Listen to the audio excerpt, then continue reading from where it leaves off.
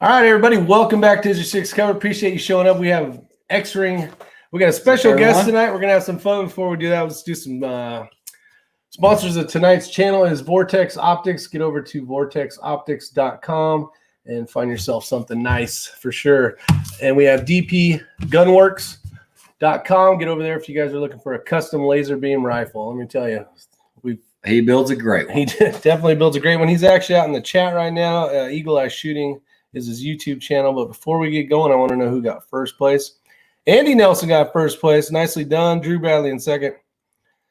Papa's Place, Steve Headley, Shaggy Rifleman, the other Tim Davis. And we got John Rollins out there. Daniel got us my judge. Robert Warren, Snake Man 48, Eagle Eye Shooting. Let's see here. Big Country's in the house. What's up, everyone? DW, Daniel. Let's see. We got David Martin out there as well. Cytex, Ace in the Hole. And quite a few others. We got Chris Beck. And, of course, it jumped up. And then we got Willard's out there. Welcome, Willard. Six Creeder, Tim Rink. Robert Warren. The famous Joaquin Jack Nava. Pravada Racing. The Pulverizer.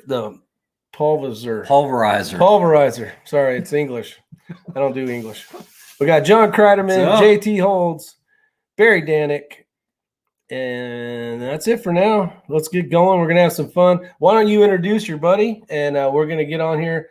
I'll bring him on. I guess, do you want to introduce him before we bring him on? Yeah, so guys, tonight's going to be a really exciting episode, especially if you are into long-range shooting or precision rifle shooting. We have none other than Chris Way out here. If you guys don't know who he is, he was in the Surviving Man TV show with me, which is airing now. They just released episode 2, but some of Chris's accomplishments in the Sniper Adventure Challenge, which is this crazy adventure race. He's finished first place. He's finished second place. He's finished third place. And he finished second in the Burris Team Challenge. Nice. He finished second in the Steel Safari. He actually last year won the NRL Brawl, the Rifles Only Brawl in 2020. Biochemist. So you're saying he's not a shooter at all? No, not a shooter at all.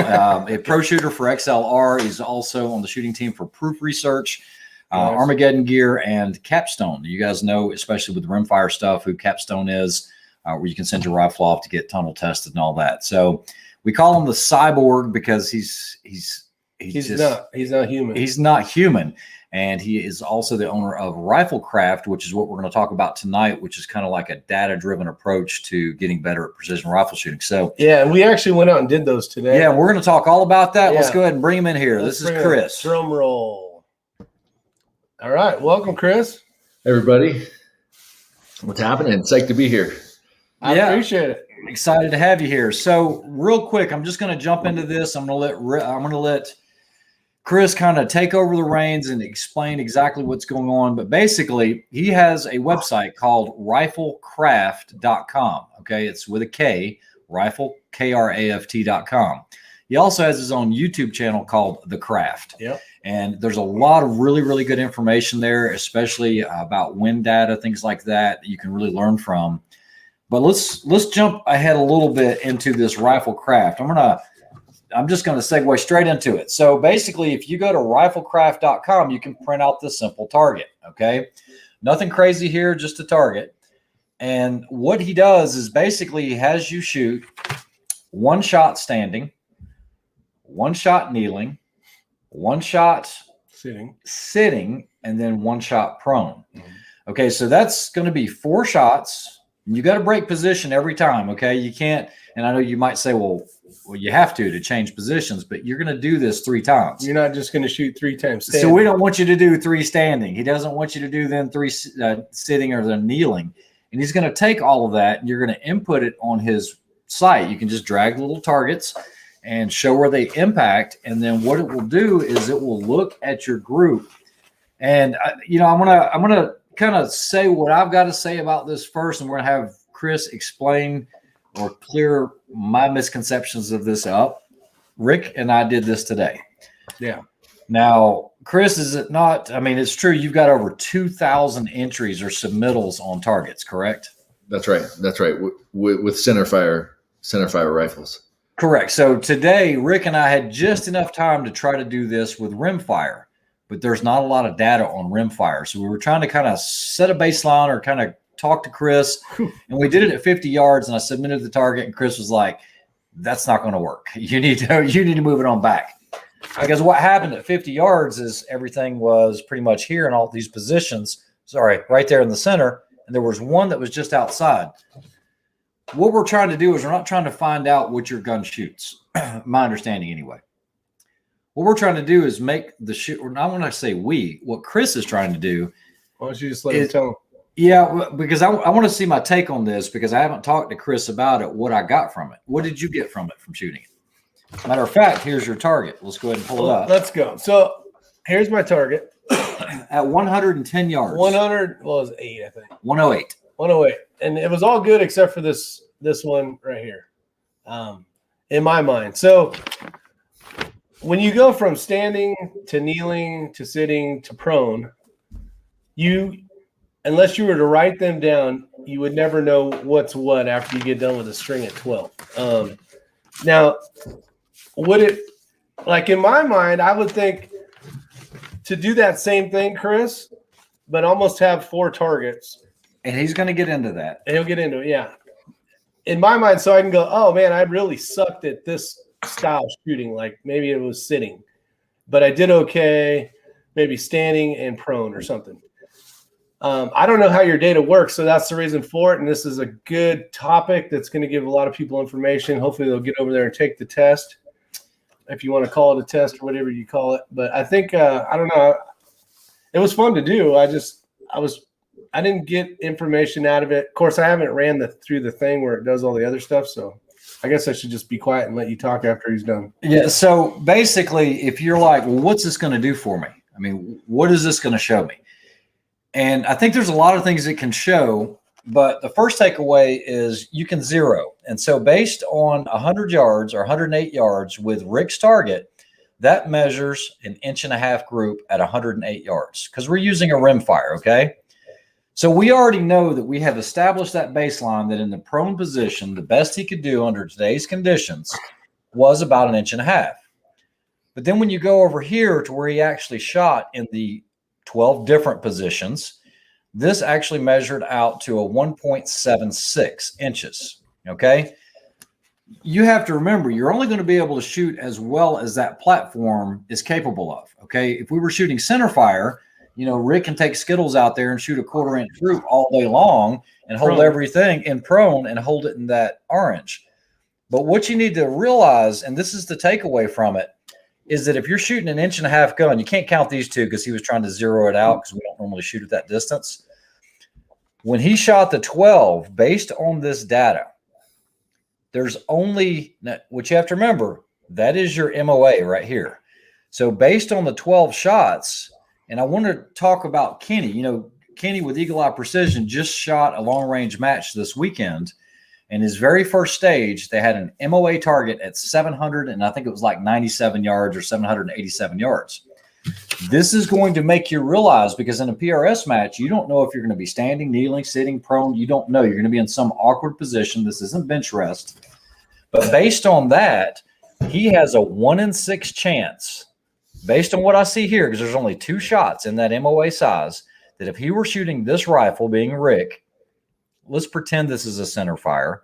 The takeaway from this is that if he shoots at that MOA target, even though he's got 2, remember it's 2 out of 12, what I'm taking away from it is your chances of hitting that target, take out the wind, take out everything else, you got a 1 in 6 chance of hitting that MOA target. That was my takeaway. Chris, is that a good synopsis or no of what this does? Wait, real quick, Chris. So the only thing that I didn't understand, if I dial 1 point, we'll just make it easy and call it 2 mils, right? I was at 1.8 or 1.6 when I shot because I'm at 100 yards with a 50-yard zero. If I was to do that with a center fire, say 6 Creedmoor, I would be at 400 yards holding that 2 as a, you know, might have been 1.8 or whatever, but to make it simple. So I really feel like, I don't know if the information's being portrayed the same as a center fire rim fire. I don't know the mathematics behind it. You know what I mean? Because I'm basically shooting a 400-yard target if I was shooting a center fire. You're shooting the drop. The drop of the thing, yeah. I see what you're saying. So let me back up. The Kraft, like the whole concept behind this was to isolate the shooter's fundamentals from the rifle's capability. So a lot of shooters have great systems that are capable of producing very small groups. But the shooters themselves might have fundamental flaws that cause those shots to go up, down, left, right, diagonal. So the idea was to try to eliminate the variables that are external to the shooter and isolate what their capabilities are with the system that they're shooting with. So the idea was to build each position and break that shot. And your influence on the rifle is going to cause that bullet to go off of its zero path. So if I'm shifted to the right, there's a good chance that bullet's going to go to the left. If I'm used to prone shooting and I put my cheek on that comb very heavily, and I get up on a tripod and I put my cheek on that comb, there's a very good chance that that bullet's going to go high from my aim point. Those are all fundamental issues that can be worked out with the shooter. So we tried to come up with an assessment that would show what the shooter themselves are capable of with their current fundamentals and give them a snapshot of that. And that's where the Kraft target came up, right? This target that you can print out from the website. Essentially, what it does is say, all right, it's really cool that your gun shoots half inch. That's awesome, right? I've got a little target here, right? I've got a half inch shooting gun. Awesome. The thing is that what we expect is that what we put our reticle on to be able to shoot that. And there's a disconnect between what somebody can produce on paper once, whether it's zeroed or not. I've got two examples of this. I've got this target that's a half inch group of 5 shots. That's a 10th left of my aim point. And here I've got a half inch group that's 2/10 off of my aim point. And it's not unusual to have somebody pull up their, whatever that app is on their phone and say, look, my gun shot sub half inch group. Thing is, it's a 10th or 2 off of their aim point.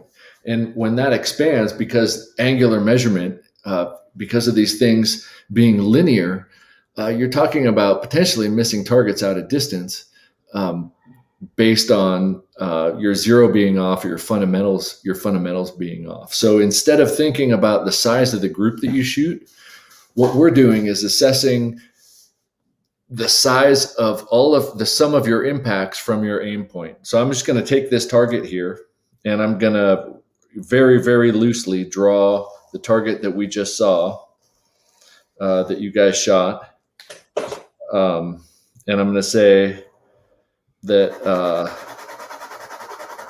right. So we have it about, we've got your 1.5 inch group, right? But almost all of it was above your aim point.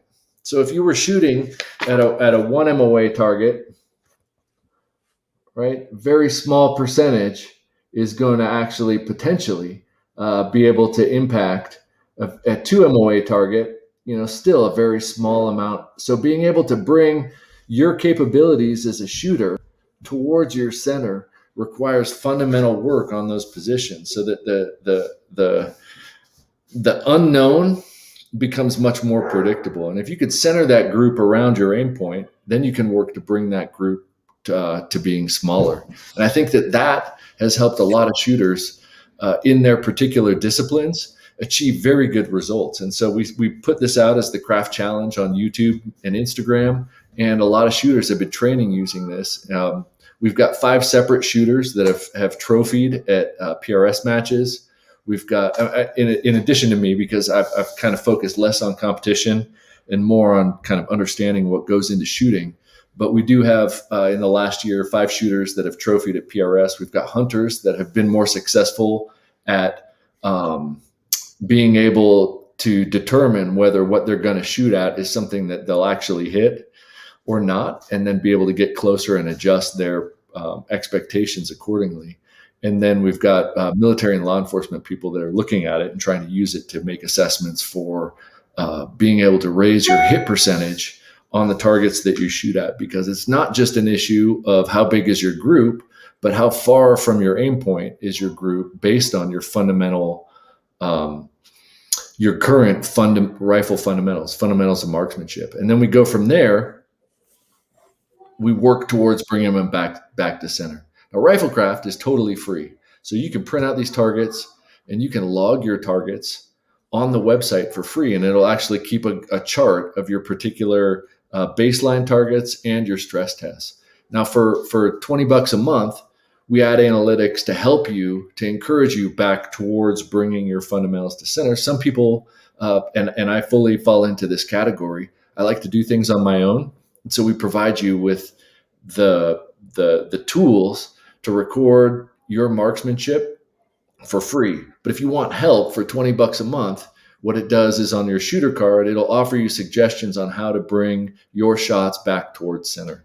Now, I've heard from a lot of shooters about separating the 4 positions. One thing, I don't run into the problem of, like, if I'm shooting, I see my impact and I go, fuck, I shot high. So if I shoot high or left or right, I tend to remember what that position was. Kind of like when you're talking about a match on 20 stages, but you remember that one stage that got you. Yeah, the one with the goose egg on it. Right. I missed it left and then I missed it high. Well, for this, it's the same thing, right? I remember when I'm kneeling, I shoot left. That's something that I've been working on. I think it's a never-ending process, because although I can produce, very close to consistent ones on the Kraft challenge, having done this for the last couple of years, but if I shoot kneeling, I know I'm going to be on the left side of that center diamond, my kneeling shots. And for as much as I practice it, but again, my level of expectation is there. Other people's levels of expectations are a little bit higher. Now you can print out 4 targets, but I do have, it just hasn't been entered into the system, but I've got the positional target, and we're trying to color code the circles. I'll run you through the site to show you how we actually drag the impacts, but we're going to color code it so that you have standing, seated, kneeling, prone, and you drag the color codes onto the target, and it'll separate your scores based on the color code that you put in. And right now you can only do that manually when you print out the targets. These aren't quite ready to be uploaded to the site because we're working on the color coding. But once we do that, we have maybe a dozen other targets like this, where we have drills where you'll roll and shoot orange, and then you'll go orange, and then you'll shoot the center, so that you've got a timed 3 shots, and your third shot you're going to be assessed on whether you're consistent, in various training drills that'll allow people to check for consistency and repeatable accuracy. But it all starts with fundamentals of marksmanship, and that goes back as long as people have been talking about shooting rifles. But the fundamentals of marksmanship really do dictate where that round is going to go, and there's a lot of ways to do it. So you need to be reflective in terms of what you're doing consistently to the rifle, because that has an impact on where the round goes. Does that make sense? Makes sense. It makes a lot of sense. So, for example, these 2 shots, right? They're just examples of that. But I can talk about this all day. But I think what makes this different than a lot of things is that the Kraft system is focused on the shooter, not their gear, right? It's focused on the shooter and the influence that the shooter has on the rifle. And what you see with very high performers and shooters with a lot of experience and high success rates is that they're very consistent. And regardless of the position that they're in, they're always hitting what they're aiming at. And what they've done over the years, knowingly or not, is refine out all of those subtle point of impact shifts. Now, what I can say for sure about all shooters is that out of over 2,000 shooters that we've looked at, the average score that we get is a 4. And so what that means is that, this is the 4 ring, right here, right? The average shooter is shooting essentially is able to get their bullets into a 4 MOA plate, right? So if you were going to make a match or go hunting, you would want to hunt at a distance where the capability of the hunter was such that 100% of their shots were going to be within a 4 MOA range. If it's and be based on those fundamentals, right, that scales out, but it doesn't scale out that far, right? Because if it's the average shooter on the Kraft and you're shooting a 12-inch kill zone, right, they've got 300 yards and in, or they're going to potentially miss an ethical kill shot, right? With a competition. Oh, good. Go ahead. I was just saying that's kind of awesome now that the way you're wording it, because now you can go to match and go, okay, past this distance, if the target's less than a certain size, you're like, I really need to slow down there. Right. And that's where we're talking about the idea of a bracket.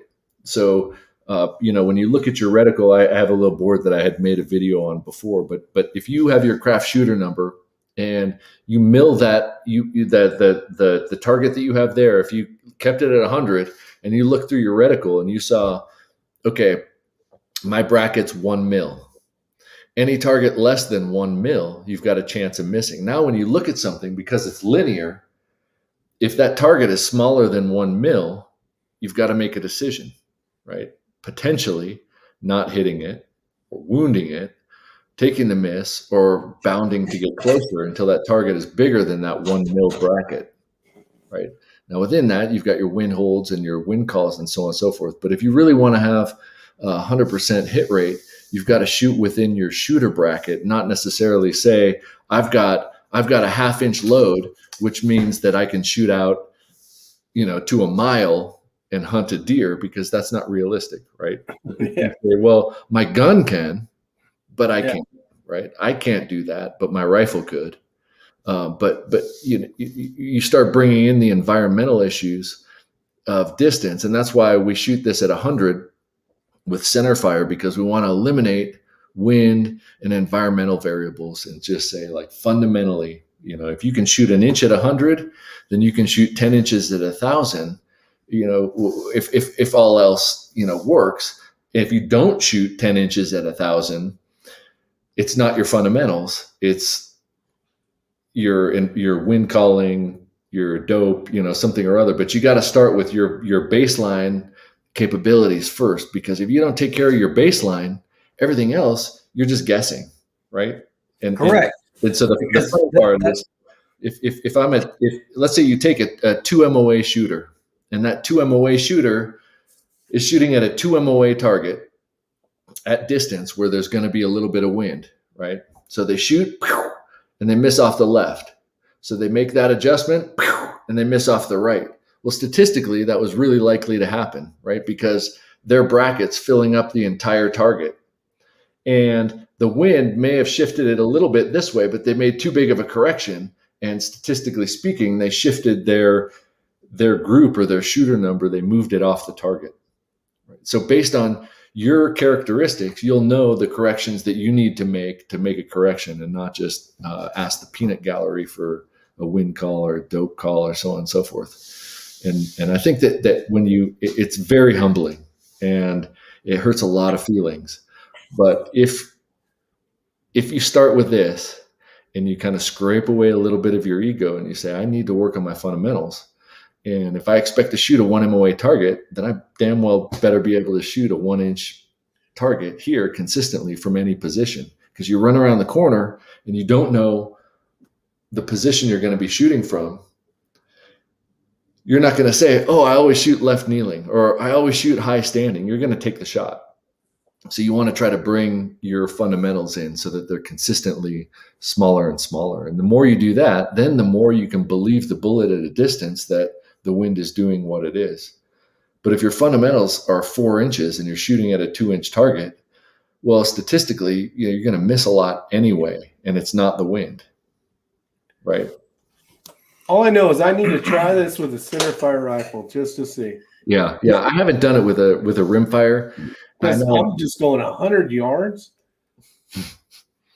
Yeah. Because wind and variables, and if you don't have dope, I mean, if you're just zeroing the rifle to 100 and then trying to shoot it, what I noticed there is, and I can't speak for sure, but I bet that your zero, you could probably bring that in. You could probably cut that in half, because it didn't look very wide; it looked tall, and the vertical shifts. A lot of that has to do with exhaling and shooting. And if you're shooting at different points in your breath cycle, you get a lot of vertical shift.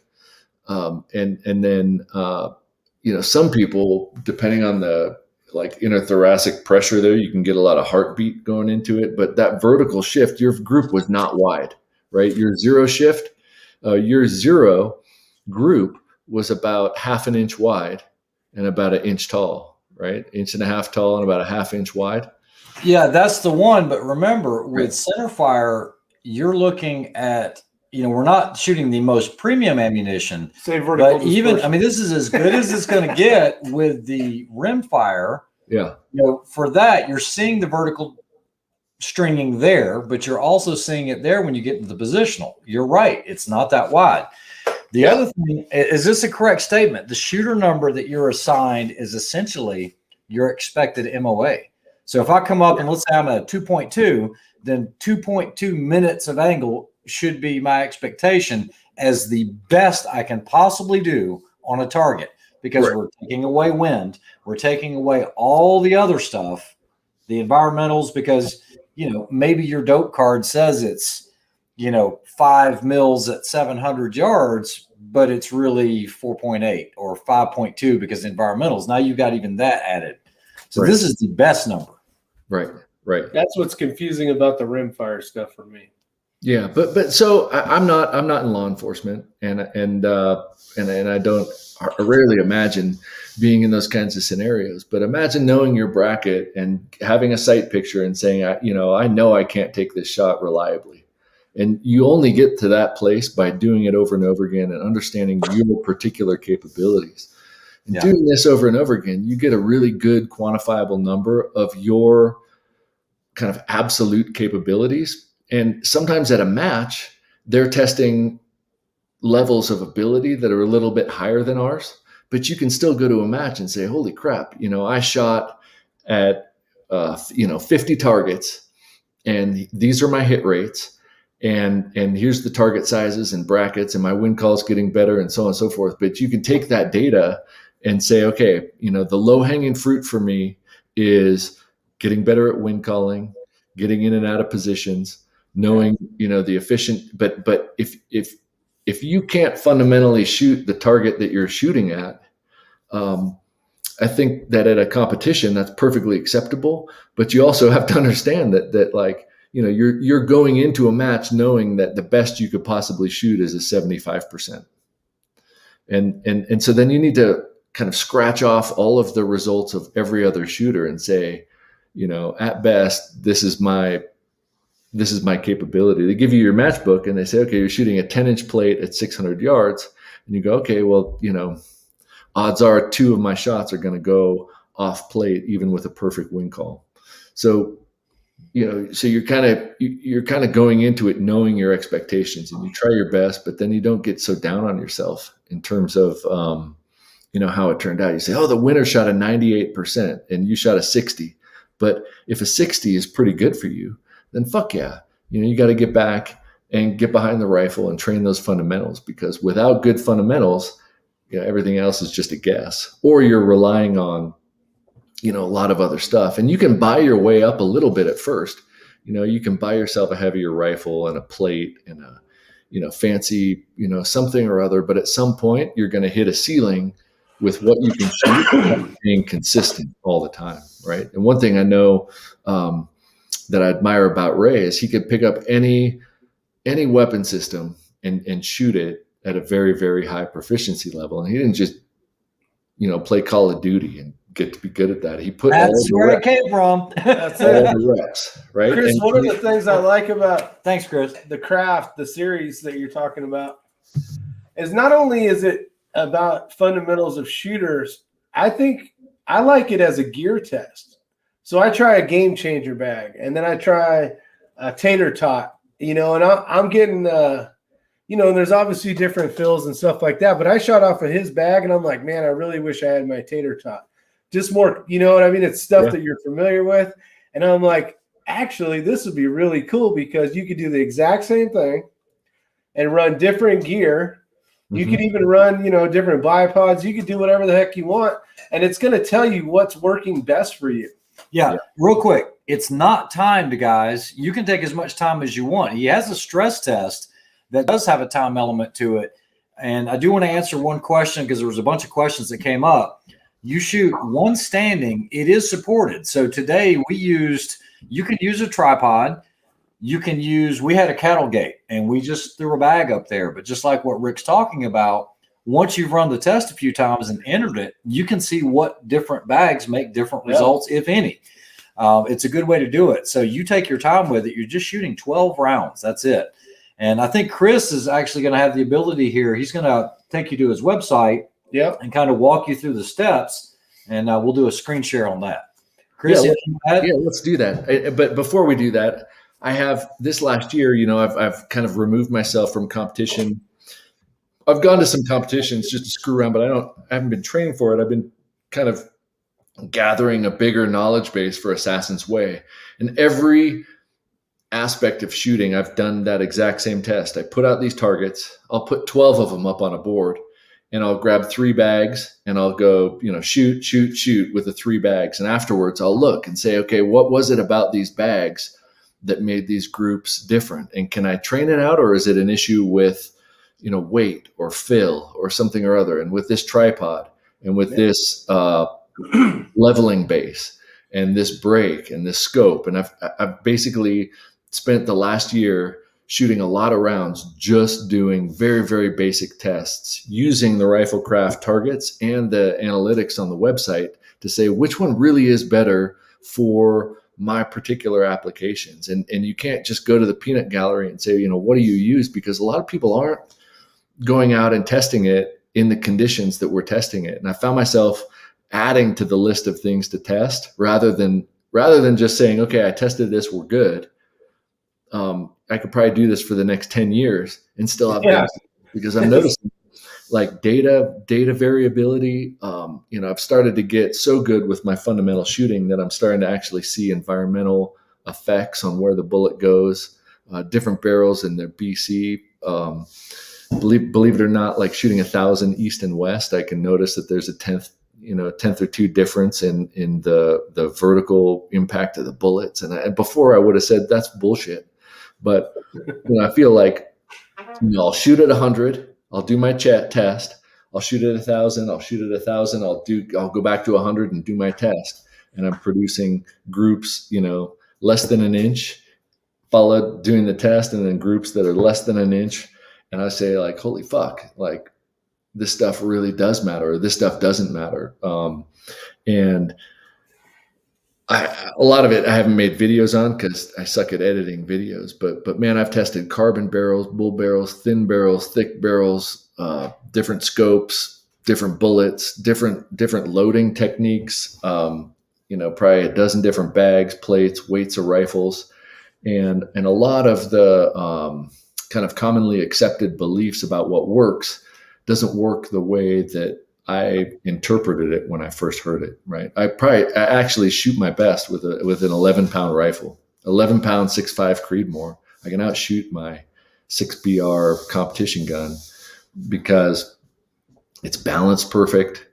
It's set up just right, and I can drive it, and I get fewer fundamental shifts with that rifle because I use it so much that I'm starting to kind of redefine what I believe about, you need this weight, you need this bag, you need this bullet, you need this extreme spread.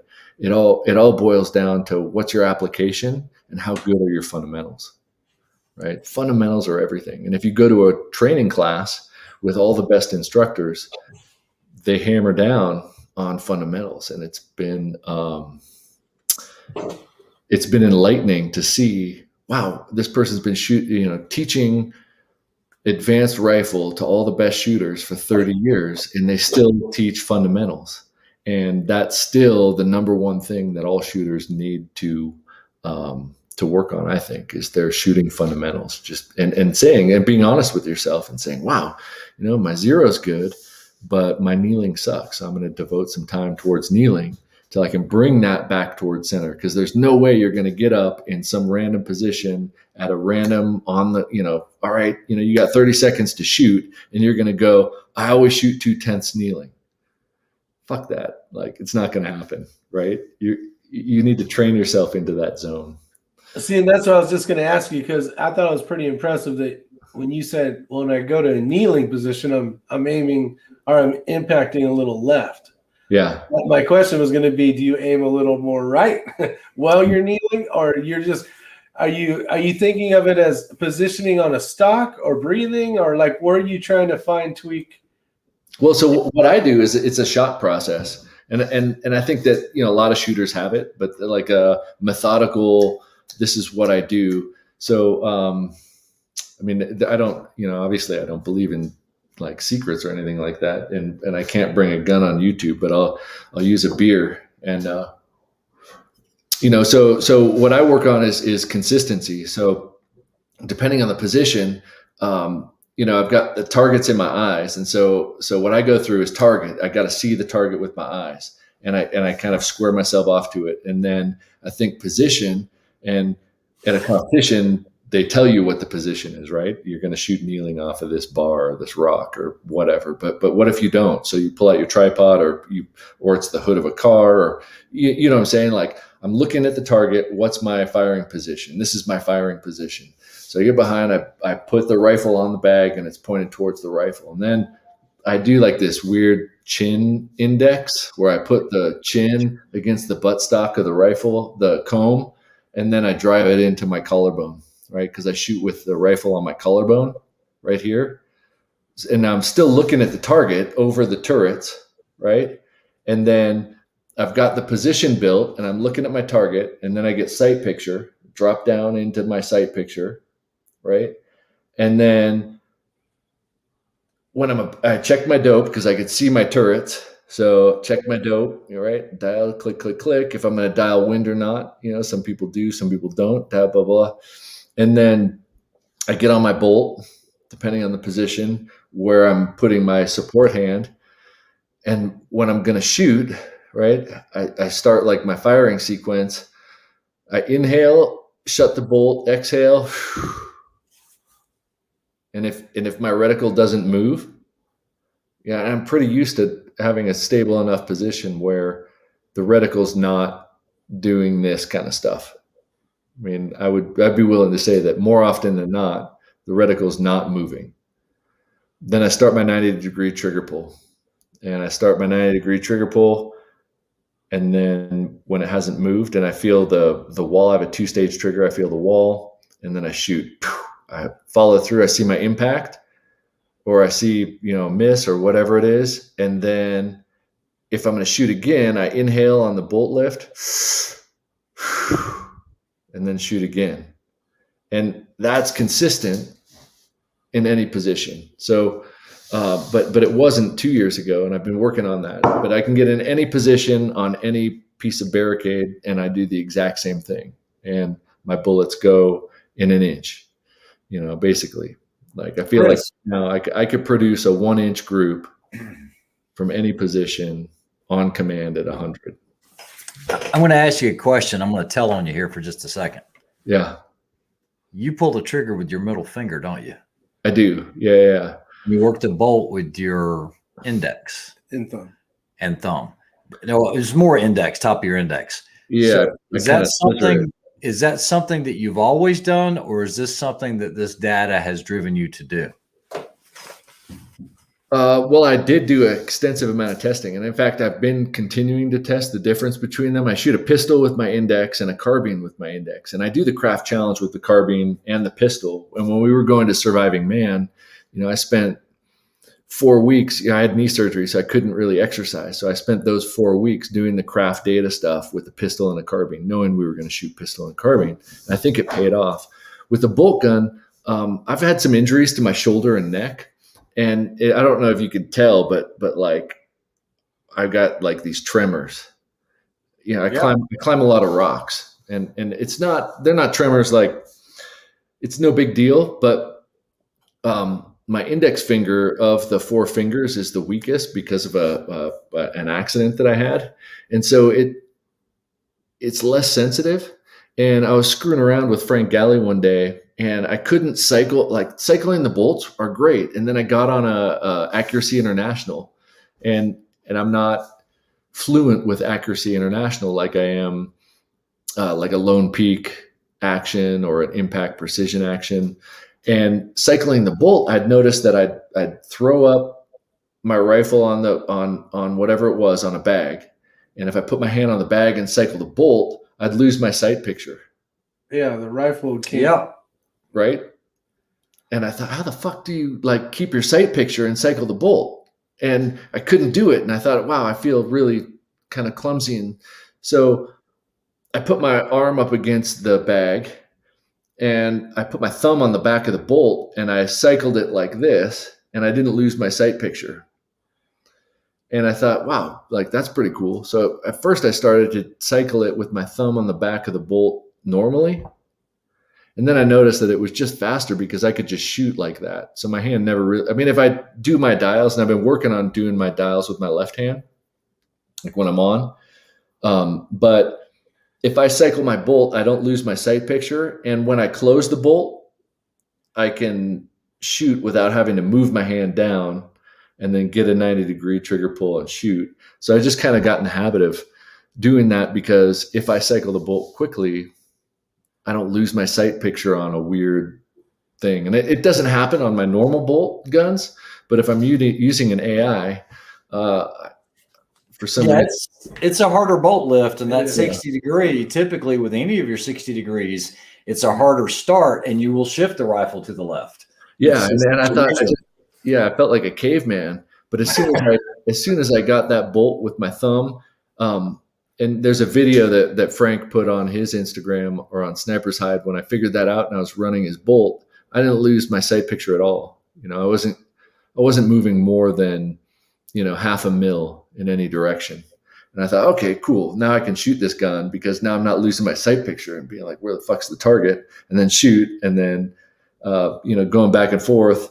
I just thought that was super obnoxious, and developed it accordingly. But I noticed that tactily, I can feel the trigger better with my middle finger than I can my index finger. It's a little bit numb, and so I don't see a problem with that. Oh, Chris Beck, you called that right. Hold on, let me see if I can click on this. Everyone in. Yeah, so that's not what anybody's saying, Chris, but it is one of those things. You don't know what you don't know. Might as well try it. I've worked with a lot of training where you have somebody that shoots a pistol with their middle finger. Well, if they're hitting everything that they're shooting at, you don't change them up. Yeah, hell, if Now, you're doing it with a pinky, do it. Fundamentally, if you take a new shooter, you want to do it more traditional methods. But if it's not broke, don't fix it. Yeah. But I just wanted to ask, and bring it out, because people don't. I mean, we're a little more friends than people realize. Not somebody we just brought on. I've known Chris for a little while. We got to hang out, and at least I cried a little bit at Surviving Man. But it's just really cool to experience different things. I know we talked about it on my channel a little bit. You know how some guys do thumb on the right hand side, and some guys do a full wraparound when they're firing. I don't shoot as accurately. If I'm trying to print my best groups, I'm going to do a full thumb wraparound on a grip or a stock or something like that. But I will not be as fast as I can if I'm just holding the right side of that stock and working the bolt. But that's one of those things I know, and I switch around. But back to you, Chris. Yeah, I mean, and that's the cool thing, is that you've got a lot of shooters who are creative, and you've got some, but you don't always have the same shooters that are vocal on social media. And what I've tried to be vocal about on social media is, like, if you have a question, go test it, because if you ask the internet, there's no way to vet somebody's sources and their prior experience to be able to say this is the best way to do it. Whereas, and even some of those people who I do know and trust, I'll take that out there and I'll say, well, all right, check this out. And they'll say, yeah, your way works too. But in general, this is the easier one to explain. And it's like, well, shit, man, I think that's kind of fun. It's one thing, going to competitions is fun. Hunting is fun. But for me, what's really fun is getting to the bottom of what really are fundamental elements of whatever we're talking about, and that goes to sports and climbing and whatever it is that if you want to sell me a 30 pound plate to put on the bottom of my rifle, you're going to have to demonstrate its value to me, not by saying like, well, it's going to recoil reduce, because to me, anything out of a short action, I don't have an effect on recoil. Like, I'll shoot a 6.5 PRC as good as a 6.5 Creedmoor, as good as a 6mm, because I know how to recoil manage. So mitigating recoil on a short action with weight doesn't convince me. What drove me to testing more of that was shooting the new prototype AIX, is that it's pretty light, but it's balanced in a way that's different. And I've shot one of the best groups, best craft challenges that I've ever shot using factory ammo and a prototype AIX. And I thought, like, what is it about this rifle? Because it's got a barrel just like everyone else. It's got a scope, right? but it's not the weight distribution in the system is such that it allows the recoil to go into your body. And if you're doing recoil management with your body, I think people are going to find that it's much easier to absorb that recoil. And I think that as other chassis manufacturers and producers see that, well, it's, weight plays a role, but not in the same way. It's not just put weight wherever you want on your rifle and it's going to shoot better. Like, that's totally not true. Put weight in the right spots and make sure that you can balance it right, and it's going to have a profound influence on how that shooter shoots. Yeah, we're starting to see a lot of this, and the point being, and he's talking about the Accuracy International, the ATX. Chris and I actually shot the same rifle, the red ones that he shot, the one I reviewed, had on the channel. But just think about it, guys. Think about it from a manufacturing standpoint, from the Chiappa Rhino that gets the recoil more linear into your palm instead of getting the muzzle flip. You got the Lago Alien. Now you have Accuracy International that's put all their engineers, to work trying to get that lower in the chassis and redistributing that weight to where it's going to help with that recoil management. So starting to see some really cool advancements in that. That's another thing to think about. Yeah. And you can see that. And that's what I keep track of. And although I've got I'm kind of old school. I keep a big paper notebook of all my targets and tests, but being able to put it on the website has been kind of a nice thing to do too. And then I'll screenshot that and file it off on a thing, but I'll say, here's the test with Get Light versus regular fill versus heavy sand. Here's a Schmedium with Get Light, regular fill, heavy sand. Here's a Tater Tot with, sand. Here's I was actually out today testing Scott Satterley's bone bag. Yeah. And, it's not fair to take something out of a box and compare it immediately, because bags break themselves in. But what can that Tater Tot do, or what can that bone bag do? And so I'm starting the analysis with that. And, to me, that's just what really gets me, is like, awesome. Like, this is what its capabilities are, and this is what it's going to help with. But I've been very surprised what you can do with no bag. Like what Jacob Bynum kind of opened my eyes to what you can do with just a sling. And, putting that rifle, everybody says soft on hard or hard on soft and whatever. And it's like, okay, cool. But what if you've got your bipods and you have no bag and a tree branch or a car, and you just have to shove it in there with a sling? What you're able to do with good fundamentals of marksmanship, your group size really doesn't change much. And 3 years ago, I would have said, like, fuck that. It's going to cause it to bounce and move and everything's going to suck. But man, with a good rifle sling, you can get away with so much, because you're able to manipulate that pressure into your recoil management. And then, you go through your fundamentals, and you might gain a 1/4 inch with a bag without the sling, but with a sling and no bag, you probably cut your movement time in half. So if you do a 12-shot cattle gate exercise, you go like 4, 8, 12 across a cattle gate with a sling. I might shoot like 1.5 inches with the sling and 1.25 inches with a bag, but I finished it with the sling in half the time, because it's just yeah. Or you watch like a carbine shooter shoot a VTAC with their carbine, they're done in seconds. And you make a bolt gunner shoot the VTAC with their bolt gun, and it's like, 2 minutes later, they still haven't finished. Yeah. Well, speaking of this website, we're going to try to add it to the stream. Okay. We'll see if this works, and we'll let you do the driving on this. So okay. Here we go. All right. So when you go to riflecraft.com, this is the main page. And if you haven't used it before, you click the Start Here tab. The Start Here tab, what it's going to do is allow you to print off that target that we talked about. And then when you come back, after having shot it, you enter the impacts. If you haven't registered on the site when you hit enter impacts, this won't immediately come up. It'll ask you for an email. And what that does is it links the account to your particular email so that somebody can't log in from another web browser or something like that. It has to do with the security. And then the impacts are simply drag and drop. So I'm going to try to replicate that target that we saw earlier. And this isn't like other ones where you need to be kind of where minutia matters. The group size isn't as important as the trends that you're seeing. So if you're shooting your baseline and,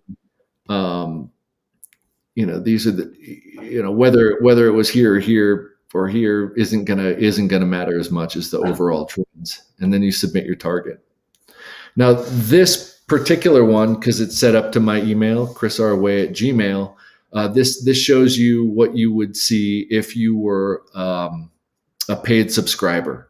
And what the paid subscriber does is it gives you it gives you a page that's linked to you that has things like this recommended reading, which are little articles that we write based on that data that says something like, welcome, and you can read it. I'm not going to read it to you. But recommended reading, getting started. Okay, so I just entered the first target because I had deleted everything for this demonstration. You haven't shot a stress target. It's been 0 days because we just started. Your Kraft baseline is 5.8. So what Ray was saying is that if I'm going to take a shot and I don't know if I'm going to hit it or not, right? 6 MOA and less, I'm going to hit it, right? Now, some of you might be laughing like, wow, well, 6 MOA is pretty big.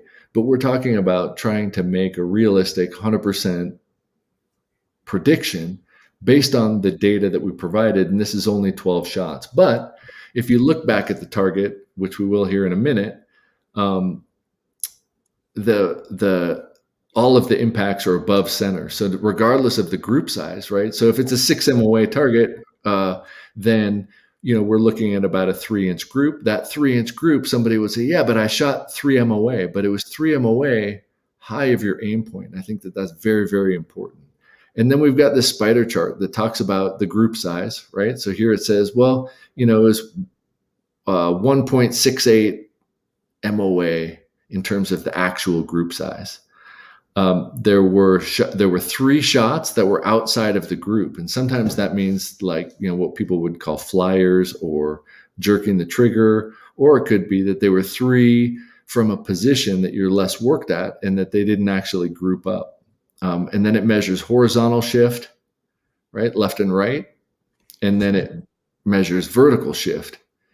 And then it'll continue to do that based on the data that we input. And what it sees from this is that the group is big enough where the recommended reading here is for the whole shooter. The whole shooter is basically saying that, rather than focusing on the group size that you shoot, focus on your fundamentals and that your overall ability is based on the hit patterns of all of your shots, not your very best shot, right? And then here's the record of that target. And let's go throw another one on there. Now, let's say you thought it was your 0 and you brought that down and all of a sudden you're shooting lower, right? Which I don't think just adjusting based off of your trends is the right thing. But let's say you do that and it brings it down.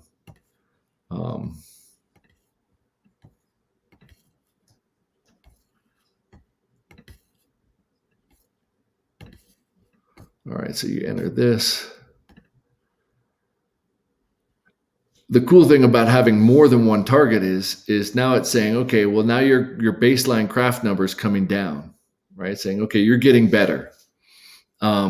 We've got changing metrics in the spider chart, and we're able to start to see more specifically what you need to work on, right? And because of that, the recommended reading changed, right? So now let's work on sight picture. Sight picture is something that is part of the fundamentals of marksmanship, or parallax. What some people don't realize is the influence that parallax can have at 100 yards versus different is pretty massive. So you can double your group sizes by having your parallax off. And so it's really good to have.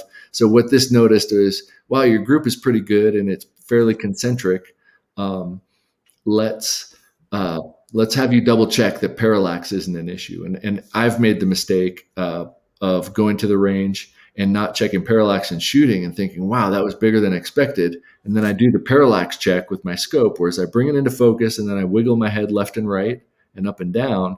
And if that aim point on my target moves, my parallax is off, right? And that can, you can probably get a 1/2 inch to 3/4 of an inch movement in your point of aim, point of impact. If your parallax is off at 100, the farther you get from 100, the less of an issue that is. But up close, when we're shooting paper, parallax is very important, right? And that would be the case for 22s also, that you'd always want to do a parallax change. It's telling you the stats based on the improvements and what's been going on. But it's also noticed now you've shot some targets. Let's do a stress test. So what a stress test is you do it just the same, but based on your highest value. So let's say my highest value is in this 3 ring. I'm going to add 3 to 10, so 13 seconds. So you're going to start a shot clock, and you're going to have 13 seconds to build your position and break the shot for each of the 12 shots. And what we do is we leave the rifle in the previous position. So you unbreak the last position, and then you on the clock you break the last position and build the new position and take the shot based on your Kraft number plus 10. So this would be 14.4 seconds if this was the case. And you do that. And then what you do is you note, you need to annotate this. So you view it. And then down here, there are some commands, right? It's got some analytics, right? There are no tight groups. And then if you want to add stress, you add this command in the notes, RK : stress 14, and then you add the note. And what that does is it tells the analytics that this is different, right? So now when we go to your shooter page, it's got stress test in red, right? And then it's got your baselines in blue. And this allows you to see that under stress, right? What it does is it isolates out the lowest hanging fruit in your fundamental flaws. And so if this was a real test, this would say that I probably jerked the trigger, right? I'm getting these isolated impacts out of the group it stands out. Hey, Chris. Yeah. Hold on one sec, because I'm not seeing any of the new changes that you've done. I'm going to remove it and put it back in. Okay. Yeah, it's not updating. Oh, can you see? It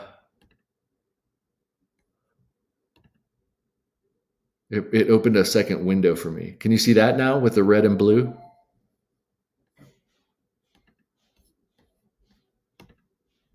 Hello? It says here, everyone can see and hear you. There we go. Yeah, we're good. We're good. Okay. Can you see this red and blue? Yes. Yes. Now we can. Now we can. I think we had an issue on this then. Okay. So what you can see here is that in this particular spider chart of group size, isolated impacts means an impact outside of a group, right? So what you might call flyers, different groups, vertical and horizontal shift. What I've noticed that the stress test does is that it highlights the fundamental flaw that you're most likely to reproduce. So if you're more likely to reproduce a horizontal or vertical shift, it'll skew out in the horizontal vertical But this is just saying that there's a random, I'm shooting in all random directions. And so then I go back to my baseline and think like, wow, what is it about my shot process that makes me, throw shots in any which way? When I add the stress of the timer, that's the fundamental that I need to work on more than the others, right? And then what even the free people, what you'll get is as you have more targets, it gives you this Kraft shooter number chart, and as this line goes down, you're making improvements, and it does it separate from the stress tests. And if we add more stress tests, this will turn into a line also, so that you can see whether your fundamentals are getting better or whether something that you did made it go up or down. And you can always have these notes and these targets that you could annotate, and you can add notes to all of these targets about the rifle that you used. I can write 6.5 Creed, 95 degrees, shooting south, whatever,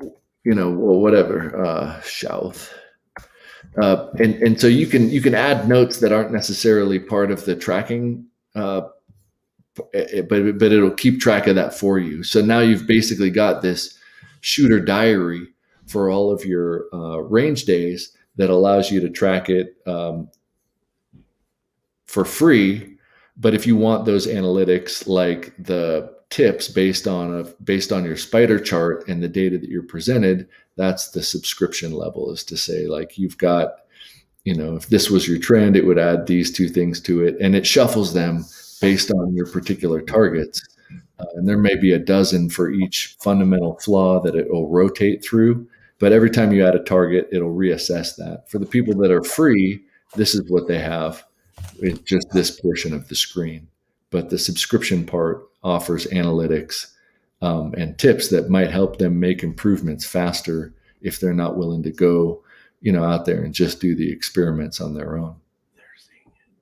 But I think that this has contributed to a lot of success in some shooters. Like I said, there's 5 shooters this last year that have dedicated a couple months into this system and have been able to trophy at national level matches. It's essentially turned into, my laboratory, but I also use it to train for things like Assassin's Way. I used it to train for the NRL Brawl that I was able to win.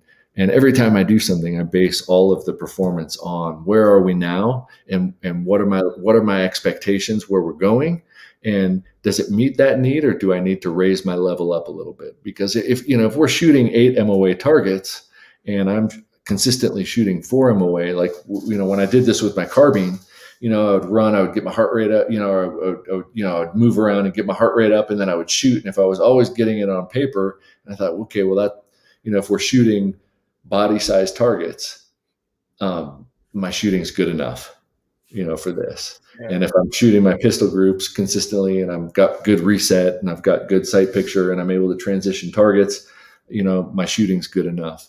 But at some point, it's never good enough, and you want to keep track of that. And I think that's pretty cool. And I like the ability to say, for all shooters globally, you can use the site for free and you can track it on your own.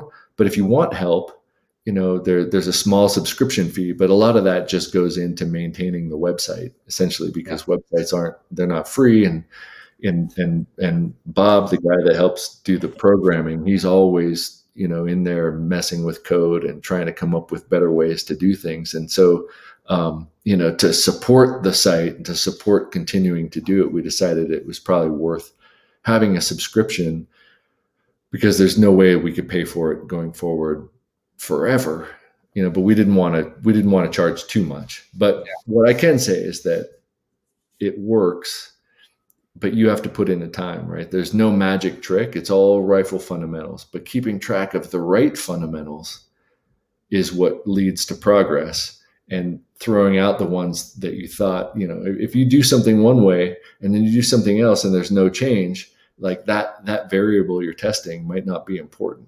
So you're looking for those changes in the right direction, and being able to quantify it and track that over time, I think, is important. Yeah. And I like being able to say, like, all right, cool. Like, let's take a look at you and let's film a shooter, and they'll show you, and I'll say, okay, I think you got a left shift. Chances are, it's either coming from your face or your torso, because, with bolt gunners, we tend not to pull, big shifts with our trigger finger like a pistol shooter might. But what's the rest? But very subtle changes start to become trigger finger. But I've noticed that as fundamental errors stack, instead of being X and Y axis shifts, we start to see diagonal shifts, which I think is pretty interesting. So a shooter that's new, that doesn't control their respiratory cycle and doesn't kind of flinches the trigger, instead of getting just a vertical shift or a horizontal shift, now you're starting to see impacts in the diagonal. And probably the biggest question I get is, why are these diamonds not circles, right? Diamonds will have a higher hit percentage, but that's the reason we chose the X and Y axis, is that, it's an inch in the vertical axis and it's an inch in the horizontal axis. Well, yeah, but it's not the other way. If you have one flaw, it's gonna be a little bit more gracious. But if you have two flaws, it's gonna go diagonally. And I wanted to point that out sooner rather than later. Yeah. And so because off the flats, that thing measured 0.6875. So let's I know, we're like, what the heck? Now, Chris, you're getting ready. We'll switch gears for just a minute. You're getting ready to host your own PRS match, aren't you? Yeah, I've got a match coming out at Cameo. It's not a PRS. It's just a an outlaw match. Okay. Hosted by Western Colorado. It's a Cameo shooting complex, and I called it the Nutsack. And it's the. Of course you would. Based on all of this data that I've seen, I built 10 stages to test different elements of what I thought were fundamentals. Outside of the stages that you see at normal big matches. So it's not going to be like, just shoot this barricade. So you have a science project is what you have. Yeah. It's going to be really fun. And I've talked a little bit about, this because, a lot of long range shooting transcends just, obviously your foundation is your fundamentals of marksmanship and your system. But how many shooters say, okay, I tested my load and, my load's going at, 3,000 feet per second, and here's my BC and my bullet. And then they shoot over the target and they think like, oh, my barrel sped up or something like that. If you have really good data, and this theme keeps coming up, if you have really, really good data, you should be able to go anywhere and that data will line up. So one of the stages is unknown distance.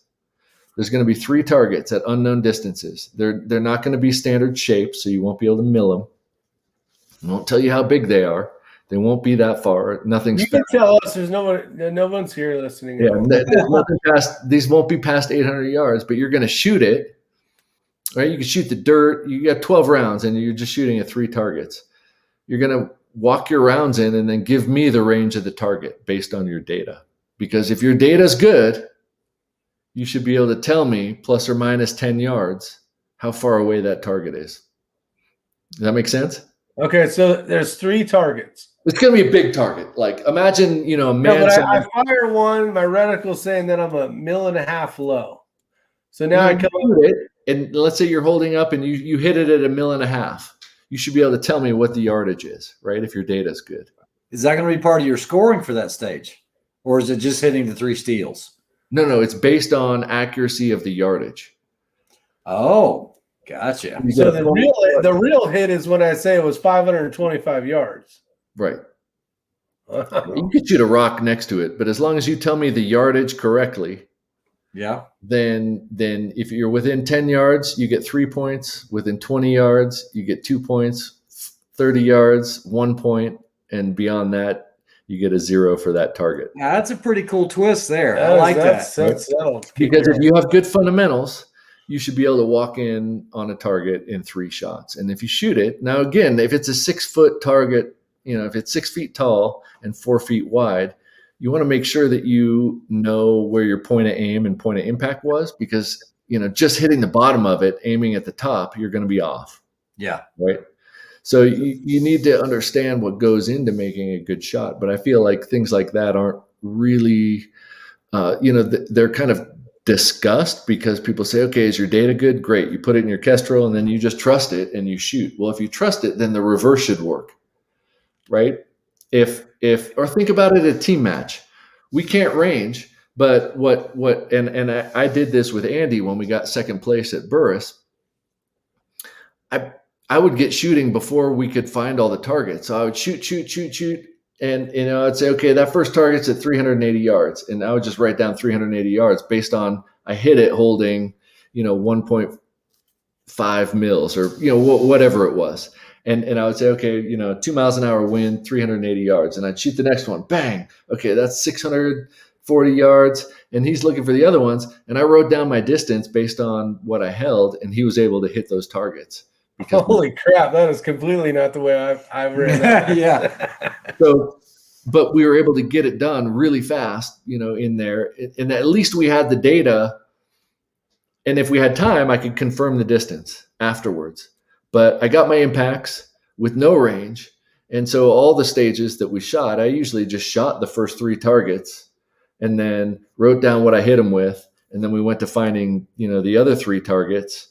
And then if we had time, rearrange those. But I don't think there was ever a case where he missed the ones where I just ranged it based on range by fire. Yeah.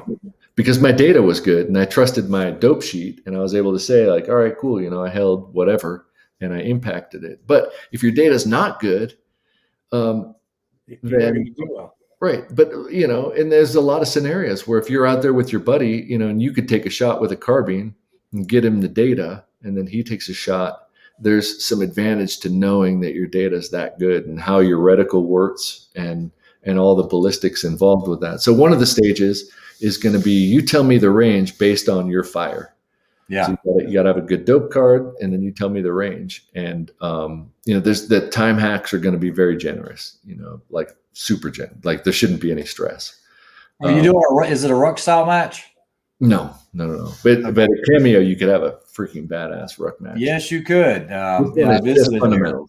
there. Great place. Just not fitness based. I felt like rifle fundamentals should be assessed on their own, not whole shooter stuff. I would love to do one that was more physical, but for now, I want to just kind of have people come out and see like, well, there's a lot more to shooting than a KYL rack. Like, and that's super fun, but it's so, it's like shit. You go to a match, you're gonna see KYL rack. I know how to do this or not do it, but what else is involved with shooting? So another stage, just to give you a primer, is I've got a life-size elk and deer, and they're going to be at real hunting range distances. So they're going to be life-size, and they're going to have kill zones that are loopholes, and you can range it and you could shoot the dirt or anything anywhere, but you get a shot, you get a point for hitting the kill zone. But if you shoot the deer anywhere out of the kill zone, you lose all your points, period. Oh. So you can engage the target in the kill zone more than once. Well, if let's say it's at 600 yards and you're not sure if your wind call is good, you could shoot a rock or the dirt behind it to get a wind call. You just can't hit the body of the deer outside the kill zone. Right? Okay. So you get 12 rounds and there's going to be 3 or 4, deer and elk at realistic hunting ranges with the kill zones being appropriate for those animals. But, this is to encourage you to do whatever it takes to take an ethical shot, but not just say, fuck it, I'm just going to shoot and see what happens, because just shooting and seeing what happens in a lot of disciplines or uses of rifles has negative consequences, right? So does shooting a rock next to the target, because your elk's gone. Bye. But like shooting the kneecaps off of an elk isn't like highly encouraged, or shooting it in the ass or the guts or shooting its antlers off or whatever you call them, and so like this is the idea of saying like, look, we got to get ourselves out of the box that competitions have put us in to think a little bit more broadly. Like, well, what will it take for me to make that shot on that elk, given that I can shoot anywhere before I shoot the target. I just don't want to make a bad shot. So if I know fundamentally, I'm shooting at a 4 MOA plate, if there's no way I'm going to miss it anyway, I'll just shoot it. But now I'm saying, but if you hit the body of the deer, you lose all your points, period. You just get a 0 on the stage. Now I might think, well, maybe I will shoot, the rock, the dirt to the right, just to make sure my wind call is good. Yeah. And then I'll do that, and then I'll follow up. Go, wow, that worked pretty good. The worst case, a deer runs away.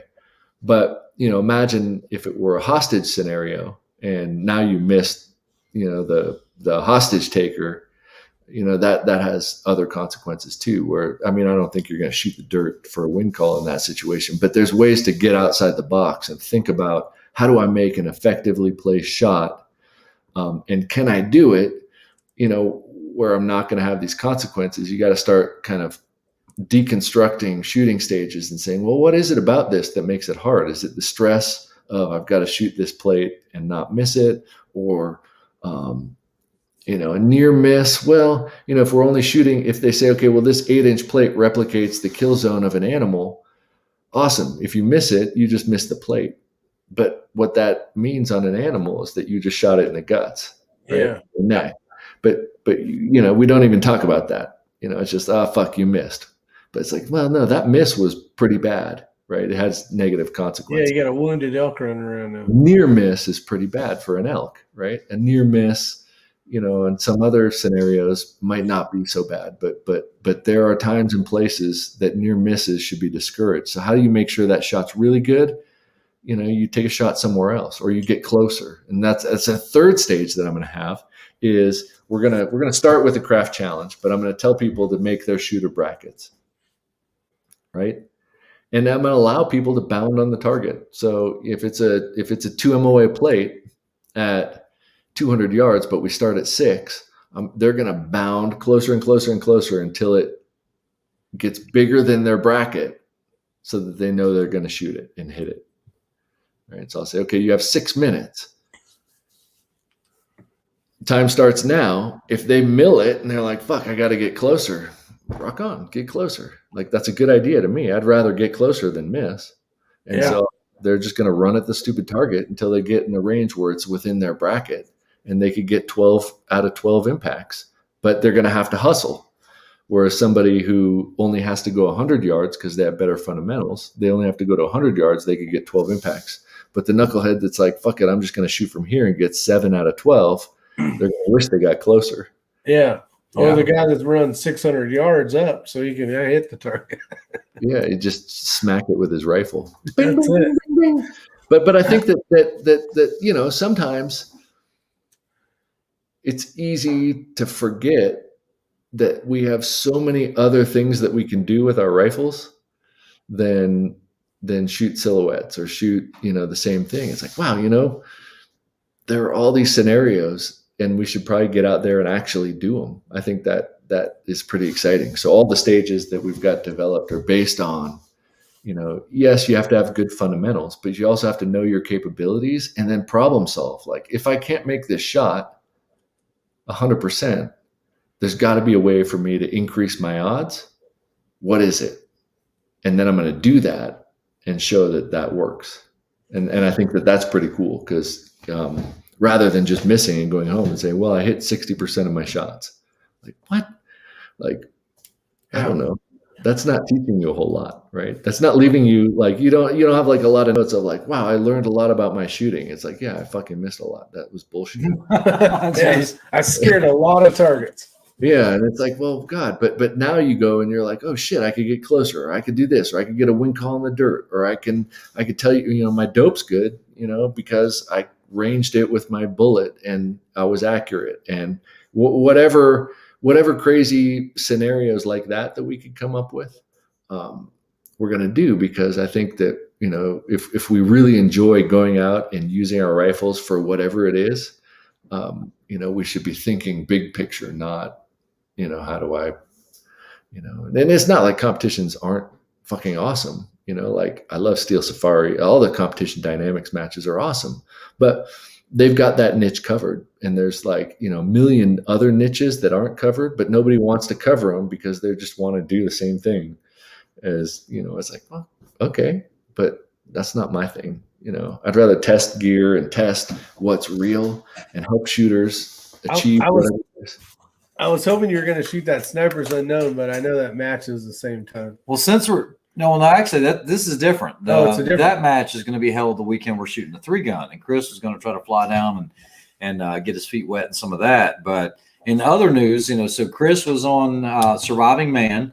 For those of you that aren't aware, a couple months ago, Chris and I were on the TV show Surviving Man. They just released episode 2 on Saturday. 3 is going to have a lot of we actually were in it a little bit. Chris was in it a whole lot.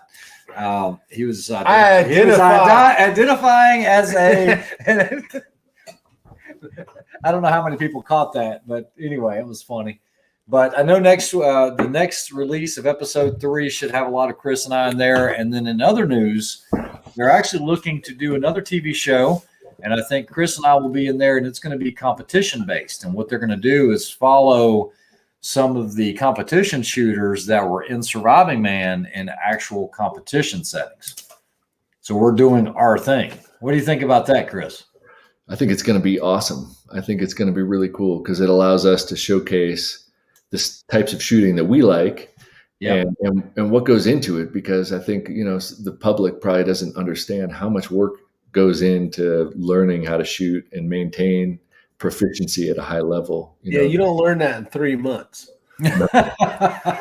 Hint. Hey, he's got the backstory on it, but we'll leave that out. I think I know there's a competitor that they're wanting to start tabula rasa, clean slate. They have no experience in this discipline. Not happening. And one of the things that was tossed around, without giving too much away, was you have X amount of time to try to become proficient at this discipline. And Chris and I were discussing it. We were like, I don't think so. I don't think that's realistic.